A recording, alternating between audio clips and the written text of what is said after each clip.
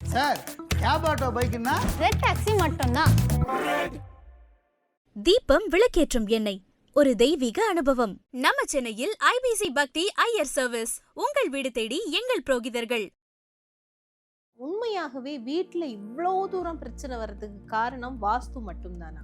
ஒரு வீட்டுக்கு வாஸ்து தான் பிரச்சனை கொடுக்குது. அப்படியும் தாண்டி மண் வளம் எப்படி அமைந்து இருக்கிறதோ அப்படிதான் மனித வளமும் அமைந்திருக்கிறது.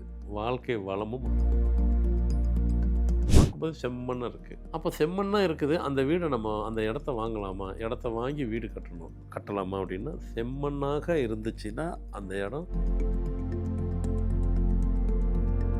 மண் எப்படி ஒன்றோட ஒன்று ஒட்டலையோ அந்த இடத்துல வீடை கட்டி முடிச்சதுக்கப்புறம், இப்போ இடம் இப்படி இருக்குனாக்கா நடுவில் தான் வீடு கட்டப்போது, சுற்றி காலி எடுக்கப்போ தான் கட்டி முடிச்சதுக்கப்புறம் அந்த வீட்டில் வசிக்கிறப்பங்களும் அந்த மண் எப்படி ஒன்றோட ஒன்று ஒட்டலையோ அந்த மனிதர்களும்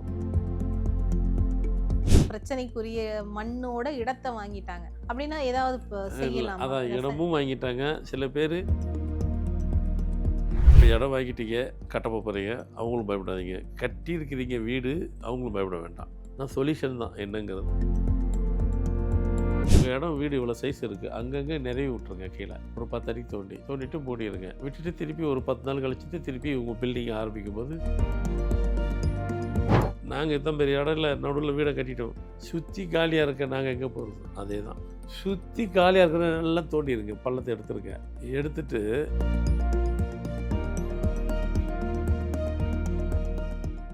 ஐபிசி பக்தி நேயர்களுக்கு இனிமையான நேரத்து வணக்கங்கள். இன்று நம்மோடு ஃபார்மட் நியூமராலஜியினுடைய தந்தை டாக்டர் மகாதன் சேகர் ராஜா அவர்கள் இணைஞ்சிருக்காங்க. அவங்க கிட்ட வாழ்க்கைக்கு தேவையான பல விஷயங்களை கேட்டு தெரிஞ்சுக்கலாம். ஐயா வணக்கம். வணக்கம்மா.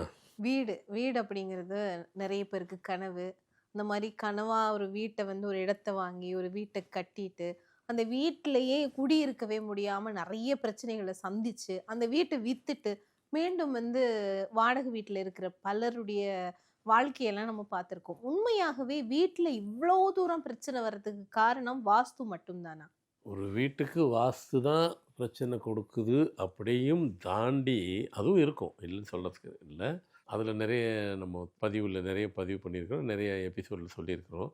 ஆனால் அதை தாண்டி இப்போ சொல்ல போகிறது அந்த வீட்டின் மண் வளம் எப்படி அமைந்து இருக்கிறதோ அப்படி தான் மனித வளமும் அமைந்திருக்கிறது.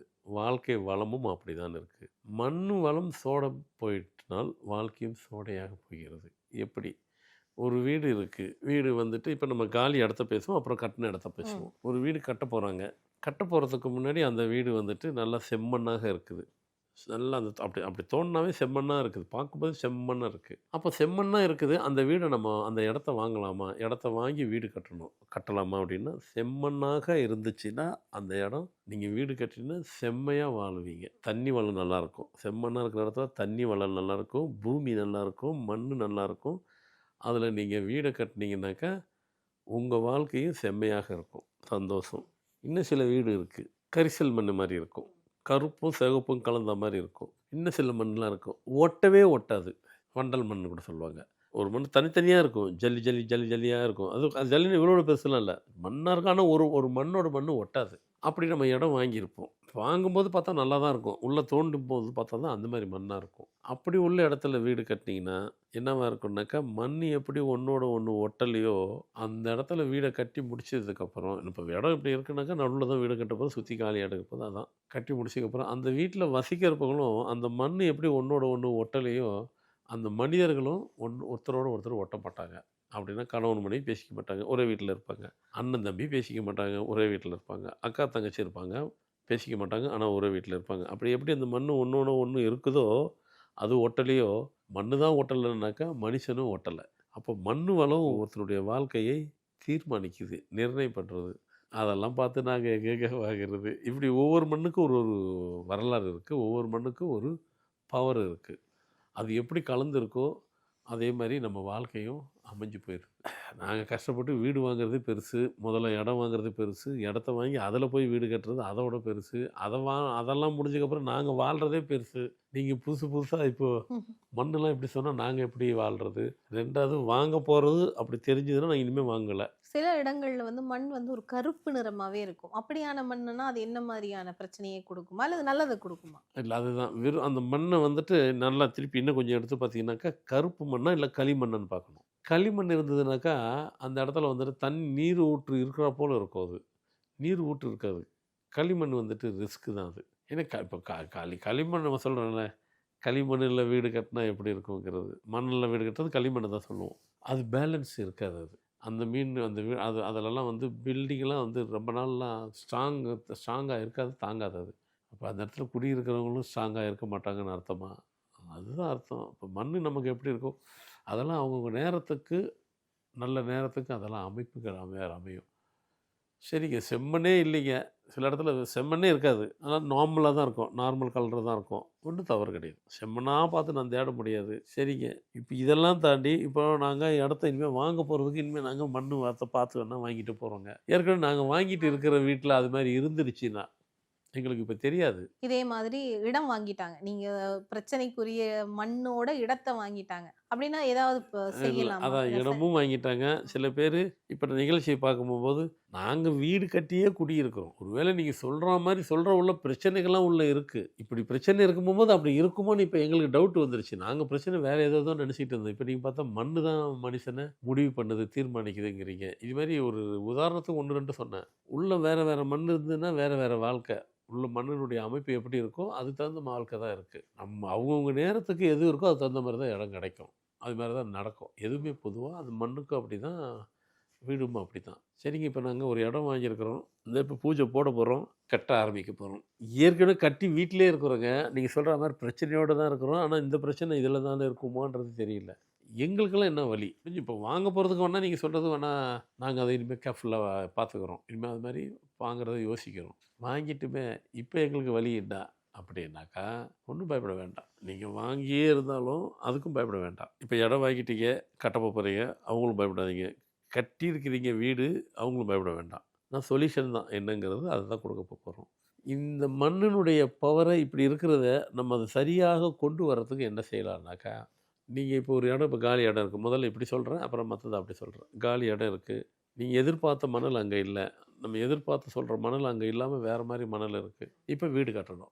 ஆமாம், என்ன பண்ணலாம் அப்படின்னாக்கா, அந்த இடத்த சுற்றி உங்கள் வீட்டில் பழைய பொருள், என்ன பொருள், பிராஸு, காப்பர், செப்புலே காப்பர்லே பழைய திங்ஸ் எதுனா இருக்கும், பாத்திரங்கள் இல்லை வேறு பொருளாக கூட இருக்கலாம், பிராஸில் பித்தளையில் இருக்கலாம். அந்த காலம் மாதிரி இருந்ததுன்னா வெள்ளிலையும் சொல்லுவேன்.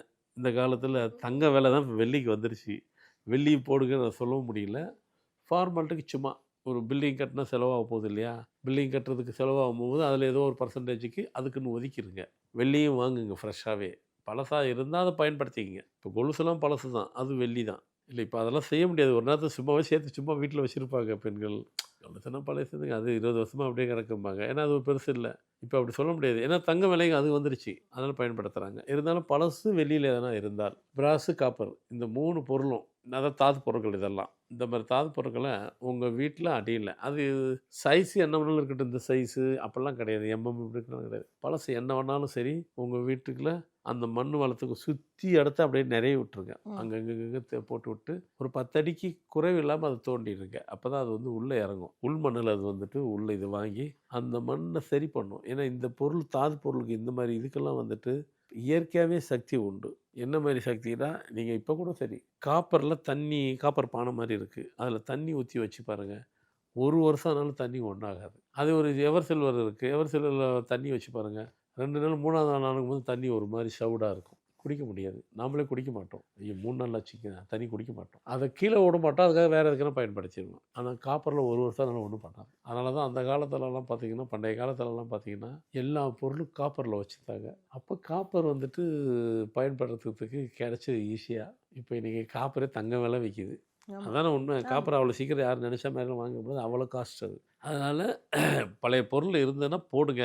எங்ககிட்ட ஏதுங்க பழைய பொருளுக்கு நான் எங்கே போகிறது? நீங்கள் சொன்னால் நீங்கள் தான் பண்டைய காலம், அந்த காலம், இந்த காலன்றீங்க. அந்த காலத்தில் இருந்திருக்கும், ஒத்துக்கிறோம். இந்த காலத்தில் நாங்கள் எங்கே போகிறது? ஃப்ரெஷ்ஷாகவே வாங்கிக்கிறோங்க. அதுக்கு என்ன செய்கிறது? வீடு கட்டுறதுக்கு வீட்டுக்கு செலவாகுது இல்லையா? இந்த செலவில் ஒரு பர்சன்டேஜ் வச்சுக்கிட்டு ஃப்ரெஷ்ஷாகவே வாங்கிக்கிறோங்க.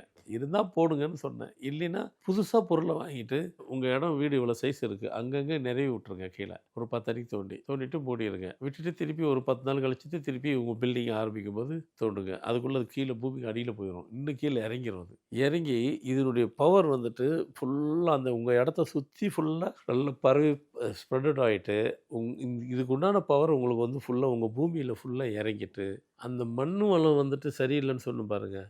இந்த தாது பொருளுடைய பவரு அதை ஃபுல்லாக காம்பன்சேட் பண்ணிடும்.